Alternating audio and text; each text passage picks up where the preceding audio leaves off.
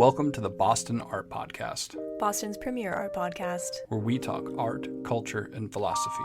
My name is Theodore Earthworms. And I am Brian Huntress. Welcome to the show. I'm Theo. I was the one who was messaging you, so it's great to talk to you on the phone. Could you get us started by talking a little bit about your painting and your art? Yeah, sure. I go by Merkaveli. Been at it for, I don't know, ever. Maybe like 25, 30 years. But like really professionally, I'd say this is like my 20th year anniversary. And yeah, I'm just trying to really like reset everything and like, you know, like focus on like what's important to me at this stage of my life. And I don't know where that's taken me in my art and stuff is a little different. Like, I spent a bunch of years teaching and doing murals, and now I'm trying to be more of a canvas and digital kind of guy. You know, just spend more time with I don't know, fish tanks and stuff like that. The mural world's really hard to get into. I mean, especially in Boston, it seems like, you know, you said you were at it for 20 years. I mean, do you feel like the mural world, or right now the way they commission them and seek out artists for them has changed a lot since, you know, through the course of your professional career? Yeah, man, it's changed a ton, dude. And not all great stuff, but like for the most part, like good. I think like street art in general has gotten like way more like accepted by like people who just like aren't in the loop, you know, which is like a good thing. And like a lot more opportunities opened up.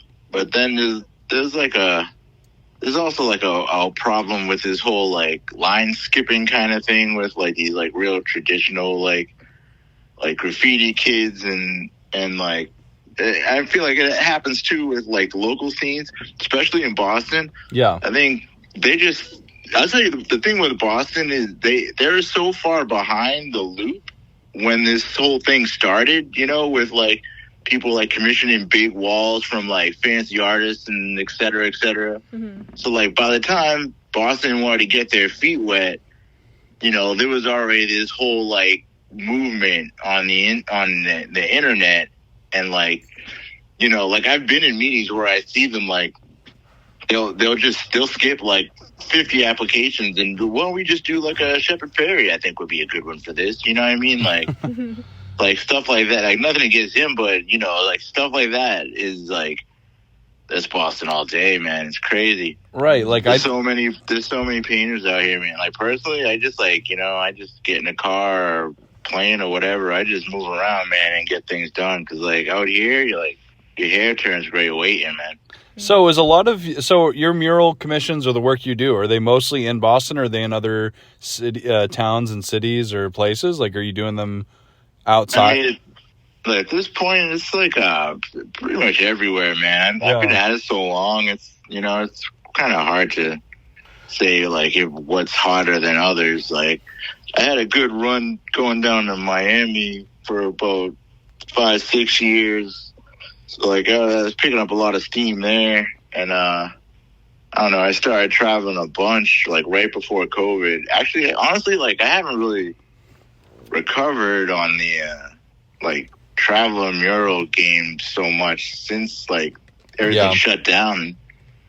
Before that, a year before that, I think I did 6 trips. Oh wow, like, that's cool. Before that was like 4, and like big ones too, like Colombia, Mexico, like you know, like England a couple times, like, and then a bunch around the States too. Like I went down to San Diego. I do Vermont every year. Above the Radar is like a really dope mural festival in Vermont. I do almost every year, and like yeah, New York, like just everywhere, you know, like. There's like you see that there's like a free wall in Cambridge. Yeah, that's like it for Boston, man. There's like another one in Beverly. It's pretty cool. There's a little graffiti shop there now. Then Yeah, like they try to do like jams, like every couple months they'll put together like something like by invite, and they invite like they still keep it local and like guys who like get good respect and do good work. That's cool. But like, Yeah, how do you compared to like New York, dude, like Right. you can walk into a corner store and show them a sketch and be painting an hour later. You know what I'm saying? Like, Yeah. So something else that I find like in regard to street art and graffiti writing in this world, it seems like there's such an unfortunate barrier and wall between what people consider like the fine art world or something, and these mural grants and commissions and stuff, and I feel like a lot of these processes isolate and push out people who are working, I guess, in more traditional or people who are graffiti writers or street artists. They're not including in these street art initiatives. And it's like, I guess I'm kind of curious, do you find yourself like, do you feel like there's a big difference in your life between the street art world and the art world, like for you, or is it just one big thing? Like, I guess I'm just interested in your perspective on which kind of do you consider yourself more a part of, even? If either. Yeah, I mean, honestly, dude, I don't think I'm a part of any of this stuff. Gotcha. Dude. Like, I've been doing like digital stuff since like the 90s, man. Like, wow. And like people still don't even accept it now. You know what I'm saying? Yeah. Like, I'm doing like digital murals, and like, I don't know, there's so much pushback, and like, if people, if they're not doing that, the thing that the same way, then, it just gets dismissed. Like, I think overall, like the graffiti kids, like that's been their problem from like day one. Like, it's always been like, the gang stigma and like drugs and whatever. So like you have to jump all those hurdles before you can even get the average like art collector guy to pay attention to you. You know what I'm saying? Like, but yeah, I don't know, man. Like every year it changes. Like they redefine everything, and somebody comes along, they get really popular, and they're doing something a different way, and like, I don't know. Like, look at Banksy shows up, and now, like, look how many stencil kids there are out there. You know what I mean? Like, yeah, it's like a whole genre. It used to be just like a tool in your toolbox, Right. Could you tell us about like the Procreate stuff and the digital like portraits and murals you talked about doing? Like, that's pretty interesting to me to hear, like, doing digital art in the 90s. Like, that's like incredibly early for that medium, wouldn't you say? Well, I got lucky, man. Like, I'm from Cambridge, and I was doing stuff with, like, MIT. I was, like, volunteering for, like, little, like, after-school, like, computer center. And, Photoshop was on, like, 2.0. They had, like, no layers. Yeah. Wow. And so, like, the guy is telling me, like, you're gonna be printing your paintings. You're gonna be painting on a computer and printing them onto canvases and stuff. Not too long, and I was like, yeah, right, dude. But like, I was having fun playing with the stuff, and I mean, it's already here. It's like old news now. You know what I'm saying? But right, like, Procreate, I think, is like really been a game changer, though. Like, it used to take me maybe like 3 to 4 different programs, working on a piece to get it to where I wanted it to be. And then Procreate came along, and like, I don't know, man, they figured it out. Like, all the things I was like hacking together, back in the day, like, it's all right there on the iPad, like, I played that thing for like a month, and that was it. I gave my laptop to my lady, and I never looked back, dude. Yeah, could you tell us a lot about... So is Procreate more of a 3D program, or is it like a digital painting thing, like Illustrator or something? I've actually never used Procreate. I've only used like Photoshop and other ones like that. Yeah. I'd go out and get it tomorrow, man. It's like $20, dude. Really? Like, you get an iPad for like half the price of the laptop, and then the program itself is like $20, free updates for life, dude. And like, they keep adding to it. Like, when it first started, it was like illustration and painting. It got really popular with like tattoo artists, I feel like, were like first people who really like embraced it. And like, they just been adding to it, and like, now you can throw like 3D files into it.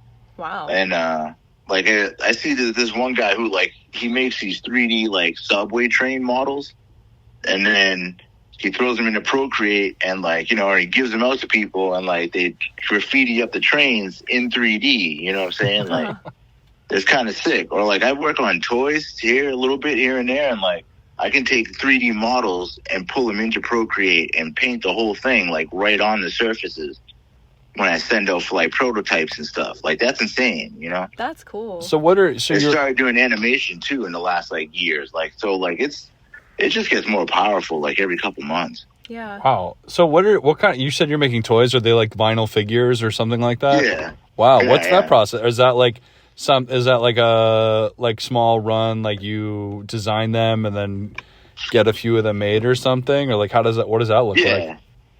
Yeah, like it's like, when you're like producing anything else, like, your bulk prices go up and down. Yeah. And then like there's a lot of like tricks and like gimmicks within the toy world. Like a lot.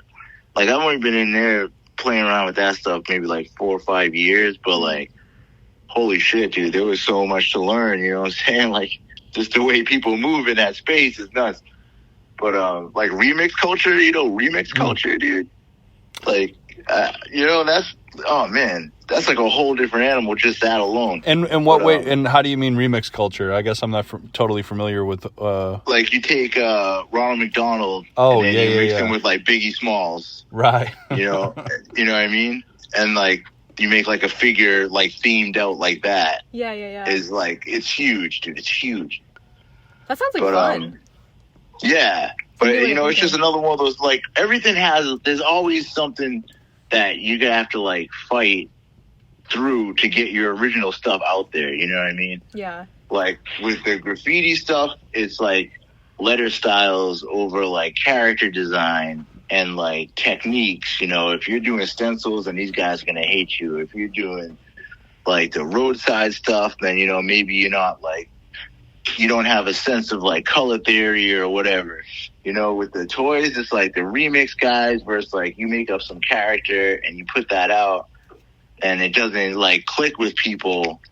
You know what I'm saying? You got to sell this whole like, that character needs a story. You know what I'm saying? He needs like a little comic to go with him. He needs something for people to believe in. It's almost like a movie character or something, That's cool. Do you have a lot of like original characters that you work off of then? I mean, I do, but like, like those days kind of came and went, dude. Like things right now is, I don't know. It's like a mix between, I feel like photorealism and abstract and like a little like touch of like street art is like really what's hitting these days, man. Like I've been doing characters since I was like 4th grade, you know what I'm saying? Yeah. But like people know me for my characters. That's how like I get like commissions and stuff for it, just because I've been at it so long. Like they're pretty tight, but like as far as like, yeah, man, I don't know. There's not really like a space for it. It's kind of funny, man. Like I don't really do them that much anymore. I do more like portrait work and just like I've been getting into like oils and stuff. So I'm playing with more like different techniques and mixing more sciencey stuff in there. I'm getting like neons and like the oils is pretty dope and like glow in the dark stuff. Yeah. Like and I try to bring more like the graffiti kind of like just like the guts, the ingredients of the graffiti stuff, and use it in a more traditional sense. So it still feels new to me. You know what I mean? Like I can't just like do like the brownstones and the sailboats. It's right. Like, but you can't. Kitsch. Yeah, who are you gonna sell like letters to? You know what I'm saying? Like nobody wants to buy that stuff. Yeah. Yeah, it's definitely interesting because we actually we were down to talk to you because like we're always obviously like with this show like what we I guess our goal is like we're both artists. I'm 28, Theo's 26, and like we're both like working artists. Like we both have day jobs and we're putting shit out online and trying to have shows and connect with people and stuff. So we really love talking to people with different backgrounds and perspectives and people who are doing different stuff than us, So like, even like hearing your perspective, like I'm assuming you're like Gen X or I don't know exactly how old you are or like, you're older than us and you've been in this city working as an artist a lot longer. So, I mean, like what I think I'd be really interested in hearing your perspective on like, I noticed you mentioned earlier that you've been you had even a transition where you started defining your work as, being a professional artist versus just being a creative or something. Like,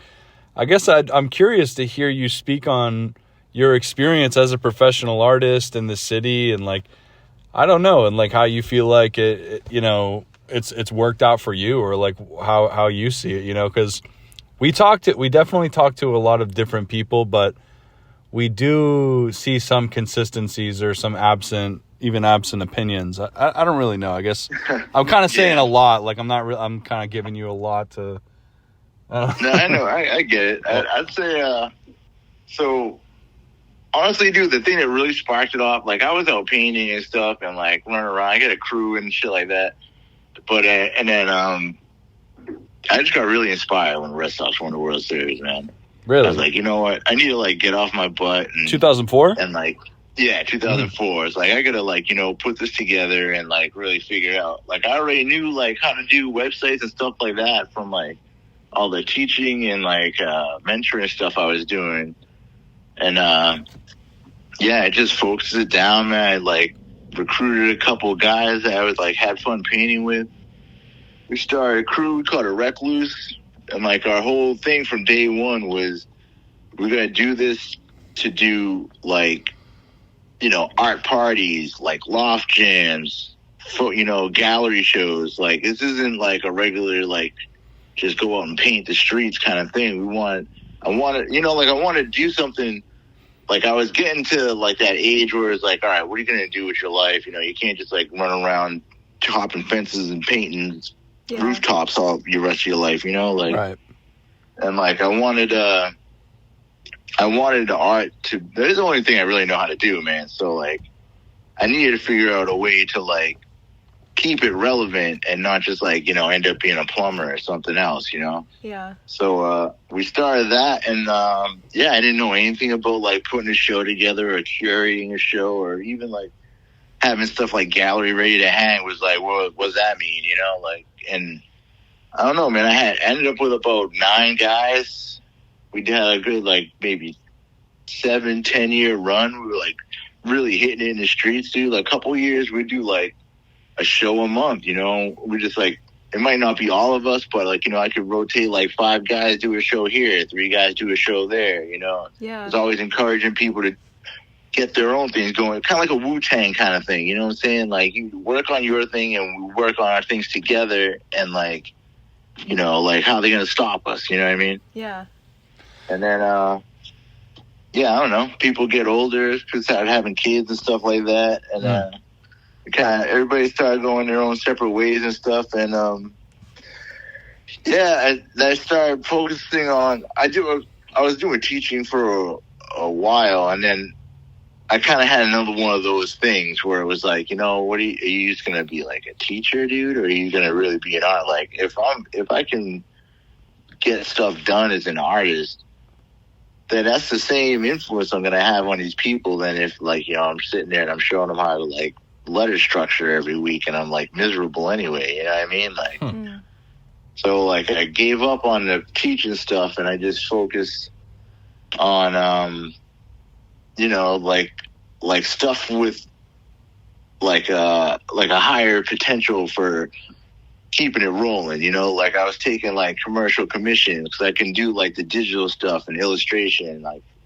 things like logo design and stuff like that, which like not I really hate, but like It was like a good way to get my feet off the ground and like make enough money and get enough like experience together where I can start like picking and choosing the projects that I work on, and I don't know. So after that, I probably focused on the mural stuff for a while, like really went hard on it, and it was going good, man. And then COVID hit, everything got shut down, and then in that time where like the whole world was dead, a lot more people decided they want to be artists, man. Like it used to be like you apply for a mural, it'd be like maybe 30 people applied for that, and now it's like 400. Like wow. So. Yeah, I don't know. I've been focusing more on just doing the things that I'm passionate about, and then maybe just put out maybe like 2 shows a year, 3 shows a year of just really more focused work, and If it hits, it hits. If it doesn't, whatever, man. I had a good run, you know? Yeah. I'm curious about this. Like, you were talking about having, like, you know, different loft parties and more DIY stuff around the city. Like, was that based in Cambridge, or like, were you, like, I'm curious to know, like, what that scene looked like for you, because we've like had, you know, we've talked to so many different people about different pockets of DIY music and art shows around the city, and it's like so much of it is like a lost history. So I'd love to like hear the story of whatever like venues or spaces you guys had set up back then. You remember Rug Road over in Alston? Rug Road? I suppose I don't. I don't know if I've heard of it. Yeah, that was a big one, dude. It was like a bunch of artist lofts, and then there was like a couple guys. They did this overnight club. You know, it would go from like midnight to like 7 a.m. Oh wow, that's do crazy. a bunch of shows there. What year were you hanging around there? Shit, man, that's probably like 2005, something like that. Wow. And then like before that, I did a bunch of stuff like Chinatown. Used to have like all these little like secret like artist lofts, you know, like you cut through like the back of restaurants and up elevators, and you'd be rocking, you know. And then all over Cambridge, like All Asia was a big place for us, dude. We did a bunch of shows with the guys over there. We did the whole side of the building.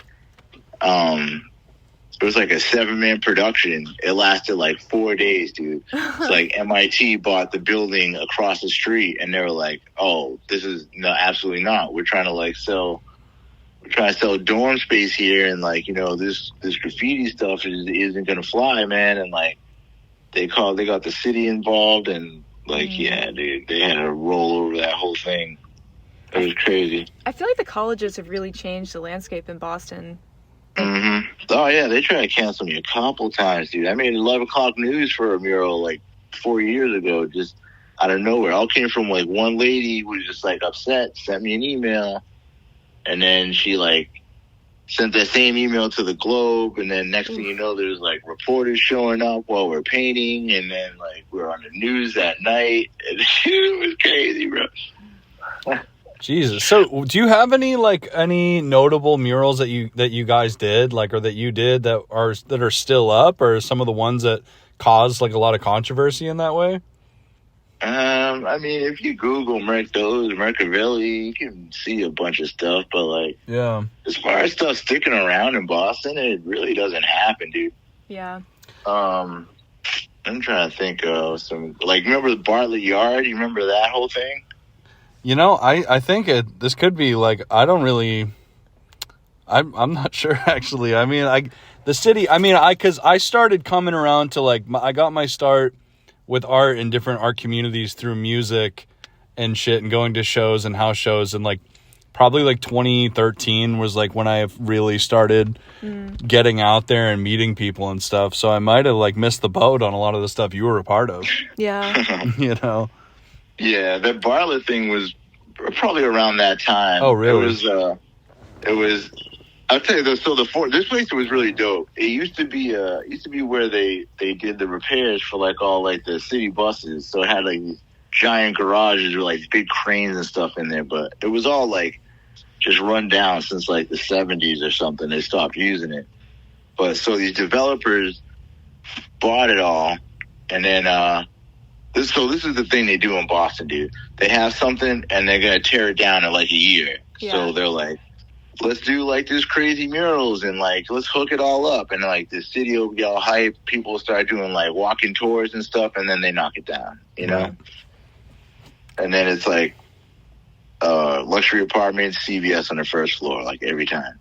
Yeah. Right. Yeah, it does seem that way. There's quite a few of those around the city with the CVS.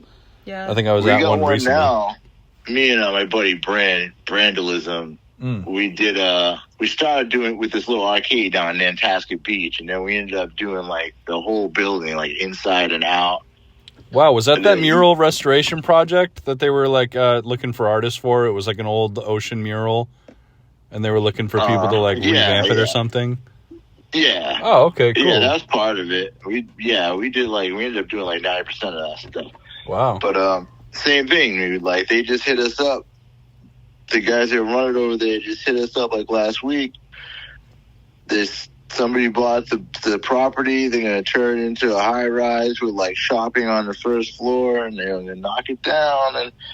But they want to do like one last like jam. So maybe this summer we might do like a little block party and like just invite a bunch of people down and like just have fun and freestyle. And Yeah. it's like the murals and stuff are kind of beat from the sun. Everything there is like probably about 6-7 years old now. It's because like direct sunlight all day, you know, like Right. But yeah, that's just how it is in Boston, man. It's real disposable, and like they treat you really disposable as an artist too if you're like in that genre. You know what I'm saying? Like, Yeah. it's funny. Like, you know, they're looking for like art degrees and, you know, all the accolades, and they're not really concerned with like spray paint, dude. Alone is like such a difficult medium. You know what I'm saying? You got people out here doing like photorealistic stuff, and like, Yeah. just because of spray paint, you know, they might, you know, they don't even like give you the time of day. It's not. It's interesting because I've always felt like, I mean, if, you know, this might be a little like over analyzing a little bit, but I've always felt like graffiti and spray painting is almost a kind of folk art, because I don't think there's any fucking master's degree you're going to get at mass art that's going to teach you what you and your crew probably know. Like, you guys are like self-taught professionals that have developed these like incredible skills. Yeah, you know, that's an interesting point, man. It kind of like down in Miami now, they have this thing. It's called like a museum of graffiti or whatever. Like, you know, Wynwood Walls and all that down there. Oh, that's cool. I want to say, I think they're doing some, like, this is like new, but I think they're doing some like master course kind of stuff. Wow. Like, recently, you know, but like you're right. It's not like you go to mass art and like take the street art course, you know? Right. And the way, and it's kind of funny because like I'm not a public art, like I haven't done any public art projects like that at all, like, or been involved in those grant processes, but I definitely, I mean, I'm not. I get a lot of hate in this city, man, but I'm just telling people how it is, bro. Like, yeah, like it's crazy out here, man. It's crazy. Like, the mayor's office, dude, they hate me, man. Every couple of years, I end up like really like bumping heads with one of those ding dongs over there, dude. Like, why is that? So ass backwards. Like, someone will come to you like, hey, I got a building, I have a wall, I have a concept, I want to do this mural, but I want to do it through the right channels, and you know, right. And once the city gets involved, dude, then it's like they're trying to pull all these permits on you. Like, you ever hear of like muralers insurance? No. Yeah, what the fuck is that, dude? They want me to pay $200 to apply for it, and then they will overlook it, and maybe it will get approved. You know, like, get that. This is all. What? You know, this is smoke and mirrors bullshit, dude. Like. Yeah, and like, know, it's like they're really controlling out here. It's old money. Yeah. It's people don't want change. They don't want. It's a lot, dude. It's a lot, and the art suffers. The art suffers the most. I feel like it's good for people to know, though, that it's not like that everywhere, because I think it can be hard coming up in a certain city or in a certain community and seeing things go down that way. And sometimes you think about it like that's the whole art world, or that's what it's going to be everywhere. So it's good for artists to know that and to say that that's not how it is in every city. But also, you know, a lot of people, especially like young creative people, are like trying to get their shit together. Like, don't even have a passport, man. Like, yeah. So for a lot of people, you're really trapped in this market, and like, yeah, there should be more outlets, and like, you know what I mean. And I'll tell you another thing, man, is the artists themselves in this town. Probably because of like how crazy everything is around what we do, like the kids just don't get along enough, man. Like, I'm one of like a couple of people who are like really like, you know, you always try to push the paint with new people, young people, old people, like anybody who wants to get down on like a production, you know what I'm saying? Like, but like the majority of the kids out here, dude, are not that, man. Like, I've had people come in and just try to like snake your project right out from under you, dude. Like, people will sign backdoor contracts. Like, it's crazy. Like, it gets like wars out here just between artists. Where like, if we were just all working together, the city wouldn't have any control over this stuff. You know what I mean? Like, yeah. So do you feel like there's like my own? Like, I've been doing my own shows and stuff for 20 years, and, like, that's the only way I was able to survive. But I did pretty fucking good, you know what I'm saying? Mm-hmm. If there was 10 guys like that at a time doing it, it would be a whole different art scene, you know? But it's a lot of work, dude.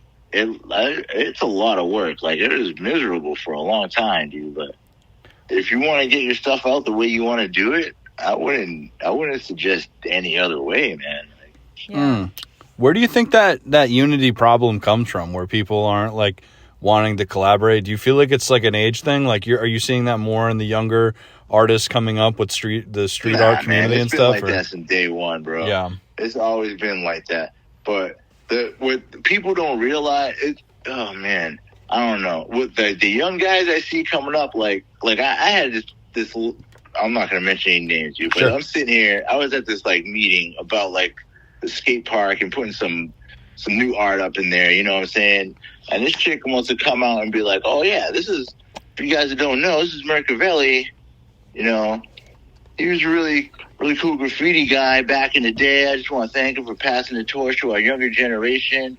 And I'm like, what the you know, see, like, the skate park people, like, hit me up and invited me down to see if I want to get involved in the art project. Like, what the, you know, she talk about me like I'm a grandpa or some shit. Yeah.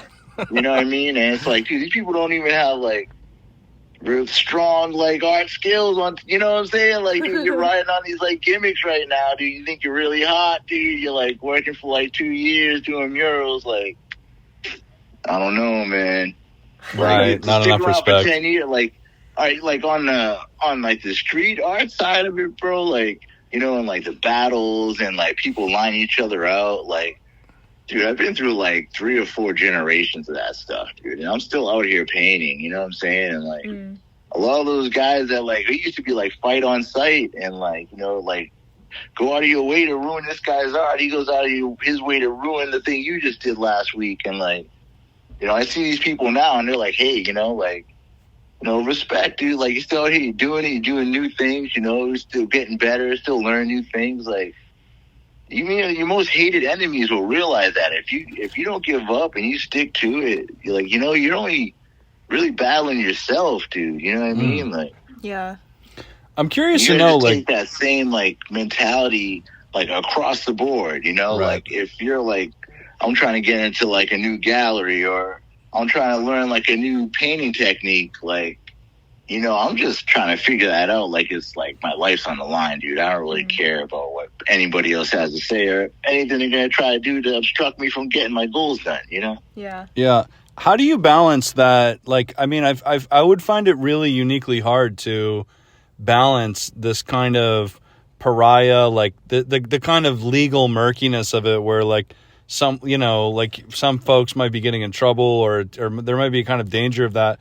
I guess, how do you balance that risk with, like, wanting to, like, you know, like, be, I guess that's really the whole question, is just, like, how do you, is that why you're at, you know, dealing with City Hall, like, because you're trying to mitigate the legal shit that can come along with graffiti and street art? I mean, I just grew up doing that stuff, dude. Yeah. Like, I don't really, like, care to, like, you know, hey, we, like, the graffiti is important, you know what I'm saying? Like, it's like, if you're good at your art, man, and you do what you do, like, that's what's up, you know what I'm saying? Yeah. But, yeah, like, so just through my years to come, like, this different, like, I realized, you know what I'm saying, like, the Weekly Dig shows up everywhere, you know what I'm saying? Like, back in the day, they were on every corner, you know? And, like, I just kept submitting stuff, and then I got a cover, and then I got 2 covers. Then I did, like, 6 covers, you know? I got in, like, the top 50 cover, you know what I'm saying? And then people realize, like, dude, that's, like, millions of fucking covers out there on the street. Like, what's that compared to, like, the 50 tags you did last night? You know what I'm saying? There's different ways to just, like, get in people's face, you know what I mean? Yeah, that's a really good observation, because a principle that I've always felt like is involved in street art is, like, omnipresence, like, just being fucking everywhere. all the everywhere time. and nowhere at once, dude. Yeah. That's what I call myself the nowhere man, dude. Like, I leave stickers everywhere I go. I send stickers to homies, like, and like that shit just always comes around, dude. Stickers are like my favorite thing in the world, man. Hell like, yeah. I have people hit me up all over the world. Some of my best friends are from they saw a sticker in Vermont or Hawaii. You know what I'm saying? Like, this girl saw a sticker in Hawaii, bro, and was like, yo, I'm just in town for a couple days. I see this sticker a couple times since I've been here. I was just wondering if you knew any local spots. I was like, dude, I'm from Boston, man. I just left the island yesterday. But if you're ever in Boston, like a year later, she's like, yo, I'm in Boston tomorrow. Like, you want to paint? It's like, yo, let's do this. And then we met up in Miami a couple times, painted some other things. Like, we've done some digital collaborations. Like, it all came from that one sticker at, like, the ice cream spot in Honolulu, Doug, Yeah, it's wicked funny, too, because that's the kind of stuff. I was looking at your Instagram when you messaged us, and I was like, I don't know where I've seen this before, but I know that I've seen this art before. Like, it is. It's probably right behind you right now, yeah. That's so awesome. sick. There's, it's just, like, there's things you learn from, like, the graffiti stuff, like cutty spots, like you go to a restaurant or like a bar or something, the public bathroom, like, you look up in the corner, there's always a little, like, smoke detector or, like, fire alarm. And, like, dude, I think it's illegal to paint over those things. Like, no one ever buffs them. Yeah. Like, that's what you paint. Like, you put your sticker on that, you tag that, like, how many times you got to replace that mirror or, like, paint over, like, the stall doors, dude? No one ever touches the fire alarm, man. You know what I've always wanted to ask a graffiti writer is, what are people using to etch into glass mirrors? Like, is there? Yeah, dude, you what is go that? to Michael's and get the glass etched chemicals, and then you just put them into like a squeezy marker. It's that simple. Wait, so it's some kind of solution that's etched. Yeah, it's like $5 at like AC Moore, man. It's like little grandmas like do like doily. They put like a doily down and brush it over and make like a pretty mirror. Yeah. What the fuck? That's all it is, huh? Yeah, You look so that's all it is, right bro. That's awesome. Yeah, you put it in like a big fat squeeze, like a bingo, like one of those bingo markers. Okay, yeah, like a shoe polish marker or whatever. Oh, yeah, for sure. You just go to town, kid. That's crazy. Interesting. Yeah, there's so many, like, see, that's what I love so much about street art too, is that, like, so much of this shit is just like kind of unrecorded information. Yeah, all of it is. Like, when I learned how to paint, you had to, like, you go to a Home Depot or whatever, and, like, you'd be pulling all the caps off the WD-40 because, like, it had the fattest cap. You know what I'm saying? Like, they didn't even make, like, spray. You got to make your own, dude. Like, there was different techniques. Like, like, people were mixing colors in the cans, like, you freeze one can or you keep it in the fridge for, like, an hour, and then you like hose tube, like, together with another can. You can, like, mix colors in the can. There's, like, crazy, dude. Like, Krylon had, like, 5 colors, like, now Belton has, like, 500 colors. Like, wow. But people were killing it in the 80s, you know what I'm saying? Like, just figuring it out. Yeah. And that's what's so crazy when you look at this art. Like, I think people see the finished piece and they don't really think that much more about it sometimes. But if you were actually going to start to do that, how much goes into it and how many hidden skills there are in making that happen. Yeah, and, like, the speed of it and everything. It's, like, nuts compared to, like, you could be painting an oil painting that's, like, 2 by 3 feet. You're working on it for 6 months. Dude, we painted a 500-foot wall in 3 days in Miami, dude. Like, in the blistering sun. Like, whatever. It's crazy, bro. What advice do you have for, like, people, like, maybe, like, younger people who haven't got it started yet, but they have that bug where they, like, really want to be a part of what you're doing? Like, they really want to get out there. Like, what would you say to someone like that? You got to respect what came before you. Like, not so much, like, following somebody or, like, being an apprentice.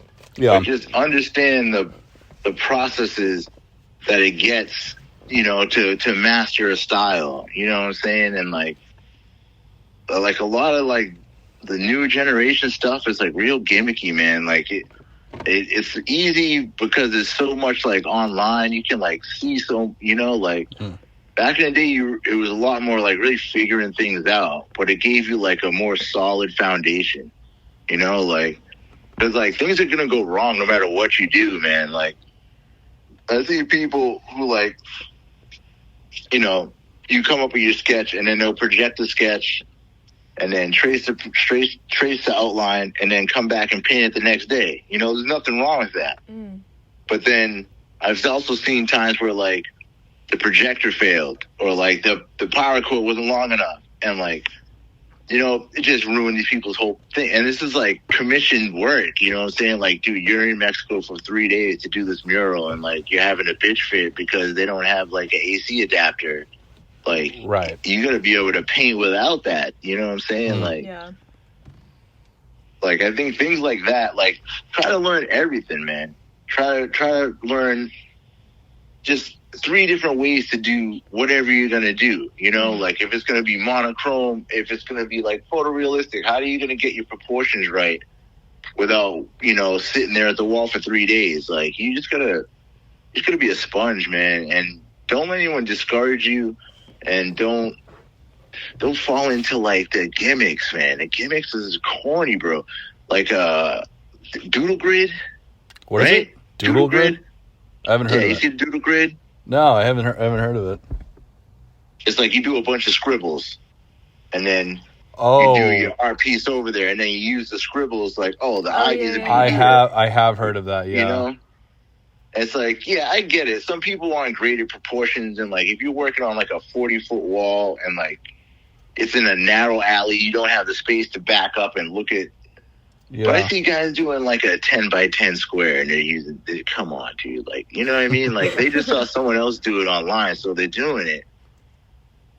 It's just you got to get past that stuff. You got to just focus on what you want to do, and just like full speed on what you want to get accomplished in that specific art piece. And if you keep that up, you'll be fine, dude. Yeah, and another thing I was curious about too is like, you know, talking about being a street artist that's breaking into the gallery world and having like shows or like, you know, working with these people. Like, what do you think is something you wish that Boston gallerists and curators understood about, you know, street art and this culture in Boston? Probably just any of it. Maybe dial back like the elitist, like racism bullshit once in a while would be nice. And like more like group shows. Like, a Boston group show is like, we're gonna do a group of fucking sailboats today. Like a group show should be like, this guy works with metal.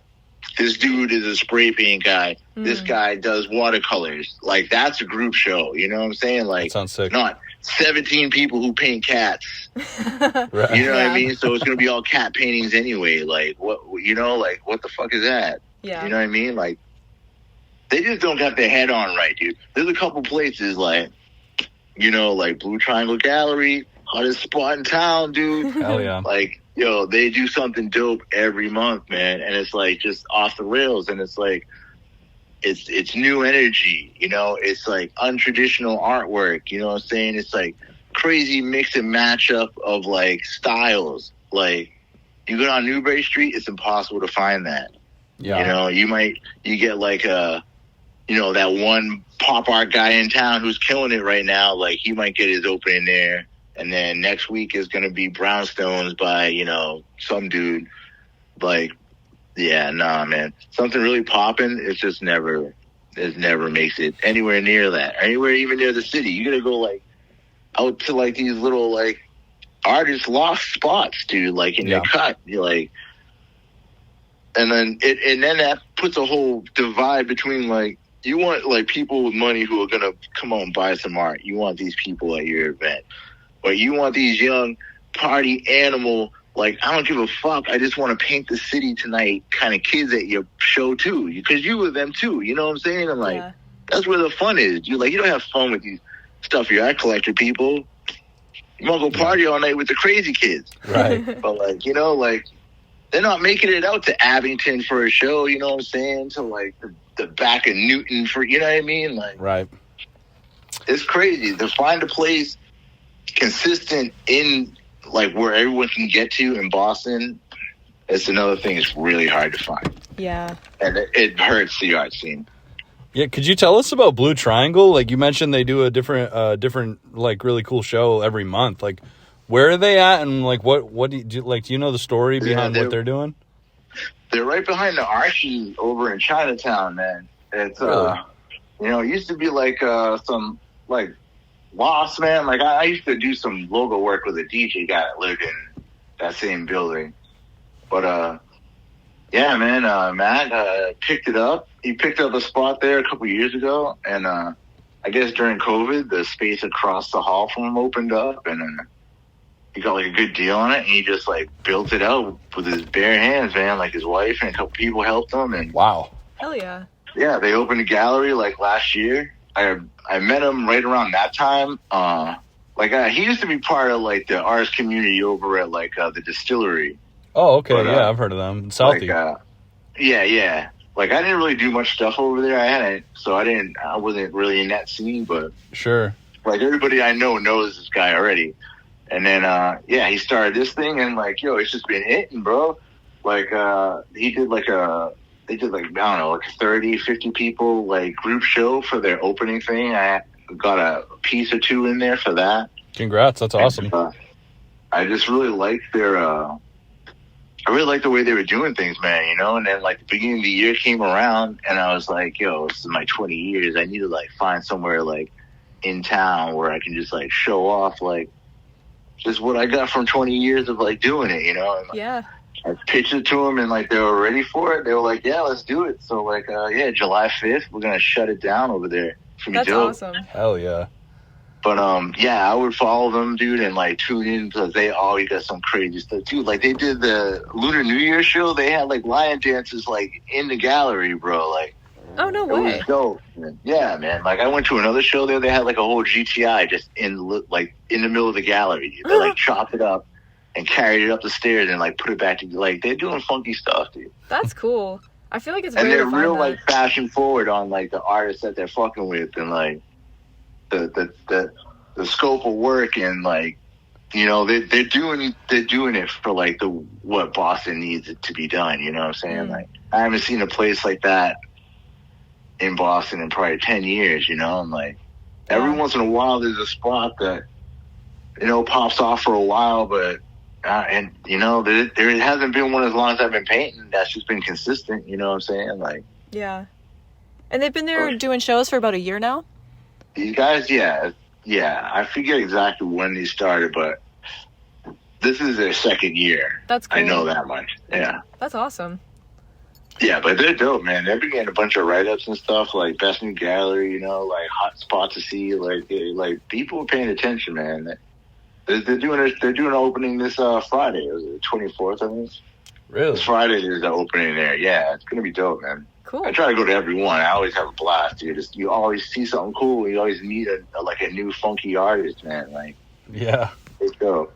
Yeah, because that really is what it's about. Because, you ask the average person in Boston, like, oh, what's the art community like here? And the answer I hear all the time is people are like, there is no art here. There is no art community.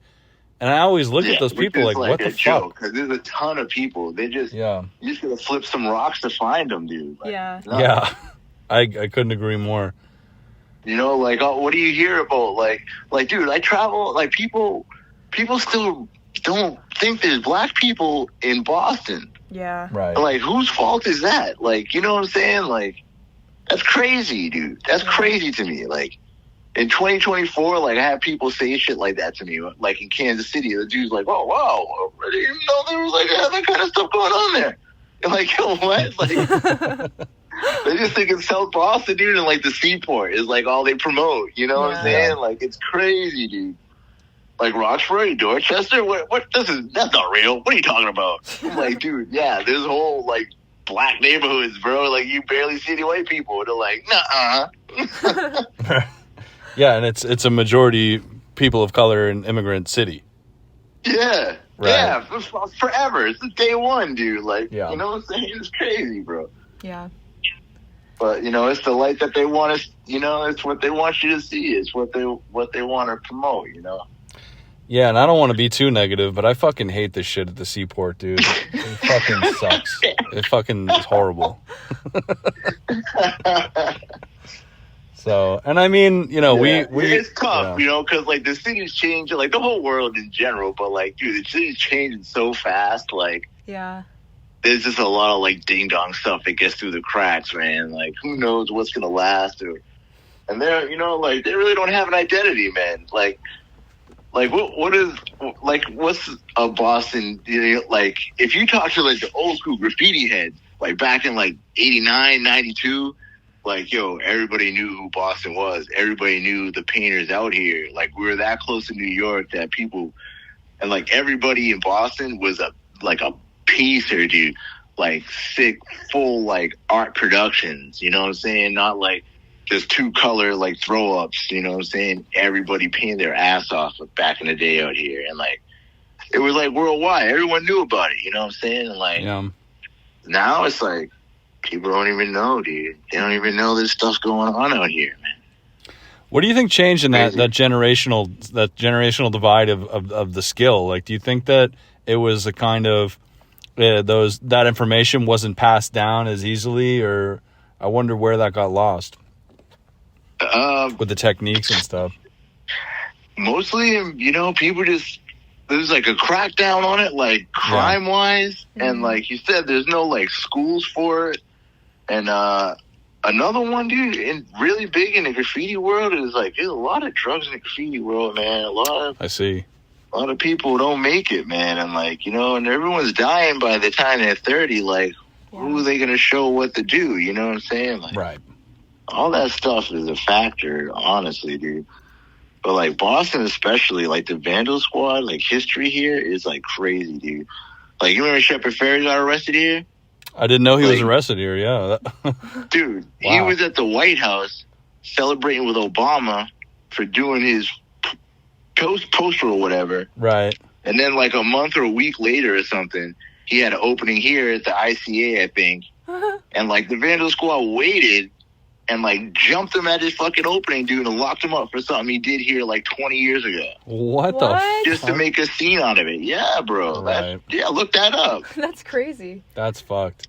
So the Vandal Squad, that was like a Boston police task force of anti-vandalism or something? Bro, they were kicking your door at 5 a.m. like you're Osama bin Laden because you were painting in the streets, dude. Like, It's nuts. That's fucked. It's nuts. You know what's funny? Like nowadays, you don't hear about it as much anymore. Cause I think just because like there's no budget for that stuff, dude. And then there's this lady, dude. Her name was Nancy. She was like, she was like the Hitler of them, dude. And like she couldn't let nothing go. And then somewhere along the line, she got caught up. Like she was going into like the police databases and like just harassing people. Like if you had a record with them, dude, like she might just like park in front of your house and like. Just have some hot shit to say to you when you're like leaving your house in the morning, like. Wow. And she got in big trouble over that, and I don't know. I think some other guy like took over that was like one of her underlings. You always hear all these legends and stuff, dude. Right. It's just crazy out here, dude. I think that hurt all that, and then just the fact that there's nowhere to paint, like. Yeah, I do find it pretty crazy that the only like free wall kind of concept that exists, like. In the in the city, like in the city proper, even though it's Cambridge, is Central Square, the free wall there. Yeah. Do you think the free walls are like would be a good solution to that kind of like I guess what's your take on them? Because it's been proven. That's like 30 years proven, dude. Like the random vandalism and everything goes down like instantly in those areas where they have that, and then just the like. I don't know, man. I painted that Central Square wall a lot, dude. Like, not anymore. I'm, like, more busy with other stuff. But, like, dude, I've seen, like, 5-year-old little girls there, like, with their moms and, like, their outfits, making music videos. Yeah. I've seen whole classrooms. I've taught classes there with, like, for the afternoon, this is how you lay your color down. Like, dude, little old ladies, dude, like, people who, I was a sculptor for 50 years, but, maybe I could put these little tile monster down here on like it brings so much creativity out of people, dude. Like Mm-hmm. But yeah, you know, one's enough, I guess, for the city. I wonder what the process is for that. Like, I wonder, like, who, like, I wonder, I'd be curious to know what, like, went into making that happen. Like, I wonder if they petitioned for that, or how that one even got there in the first place. Yeah. Well, it was kind of a thing back in like the 80s. I don't really remember back then, but then it kind of like faded away. Yeah. And then like around like 2000, the brick and mortar, or whatever was brick and mortar, like there's that bar there on the second floor, and then it was like the kitchen on the first floor there. And the guy Gary who owned the place was like, you know, he was just into it. He remembered like the old days, you know. And then across the way from that, where the thrift store is now, it used to be this little boutique, so like funky sneakers and stuff like that. Mm-hmm. And then they did they did like a big like launch party when they were like really got like their stuff together.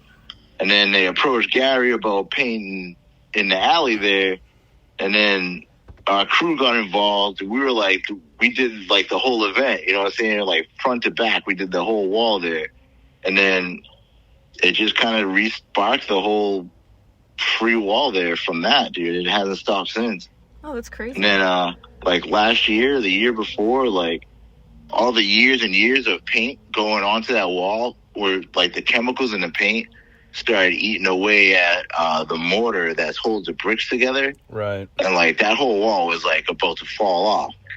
So, dude, I don't know if the city or who exactly paid for it, man, but like they restructured that whole wall, and then they put up like a whole marine grade like wood wall for people to keep painting like on top of it. And like the alley's doper than it ever was before now, you know, and it's still just this thing there, man. Like no one's really in charge of it, you know what I'm saying?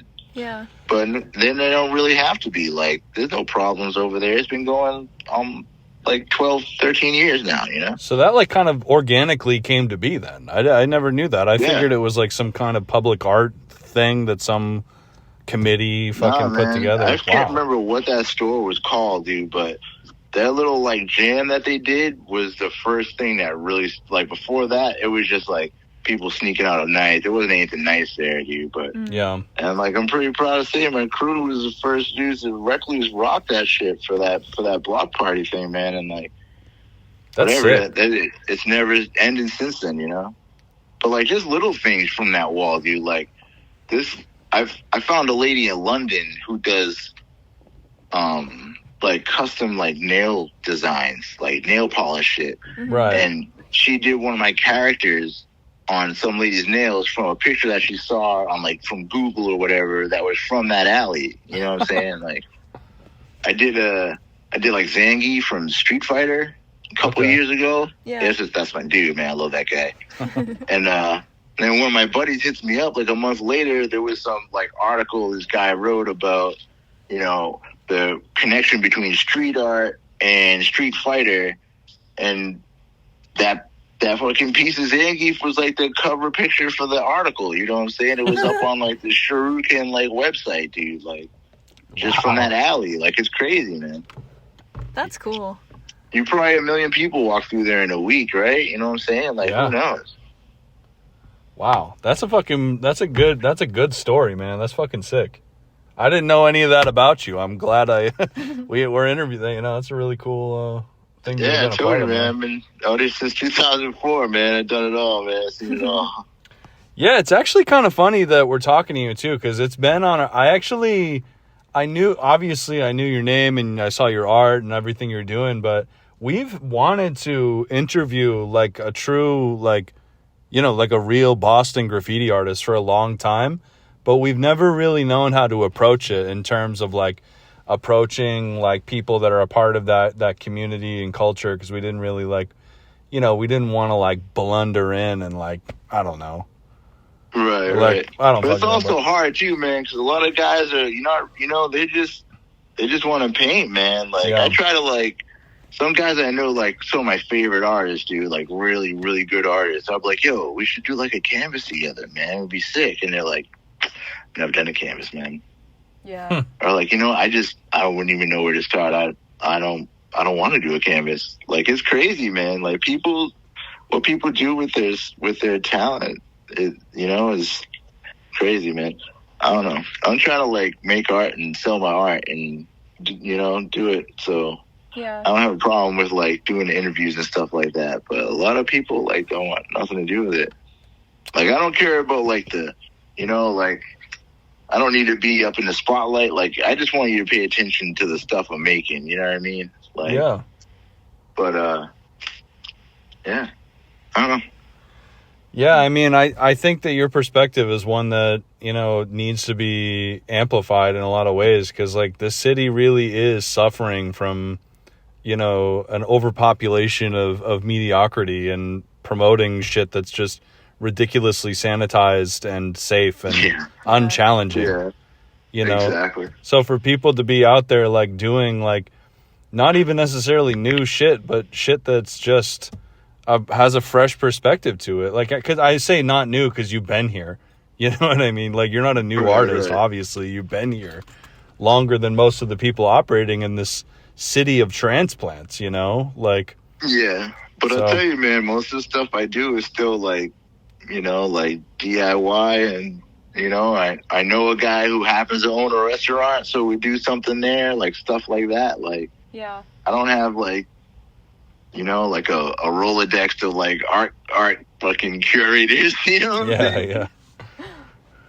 Well, but yeah, man. I mean, honestly, I think you should. I think people should fucking be into this shit. You know what I mean? Because I mean, we're trying. I started a little collective in the last like year with a couple like Adam O'Day and yeah, we've seen him around. He's a cool guy. We call ourselves the Meanwhile Vampires. Oh, and, yeah. Yeah. We just like get together and like drink beers and just like mash up stuff on canvas together. It's pretty dope. That's cool. That's fun. But we got our first group show in October coming up. That's gonna be dope. Where is that gonna be?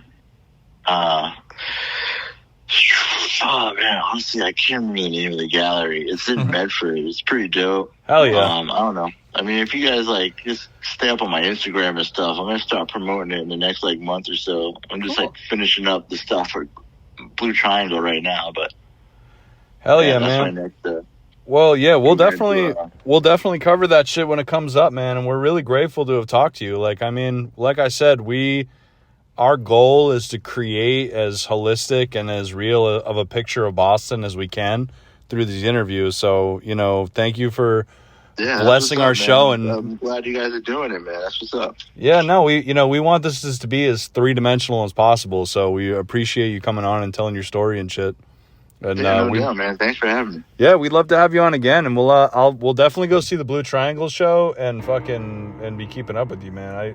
I can't thank you enough. I hope I wish you nothing but the best. So, thank you, man. We'll see you around. Yeah. Hell yeah, thank you. What's up? All right. Later, man. Peace.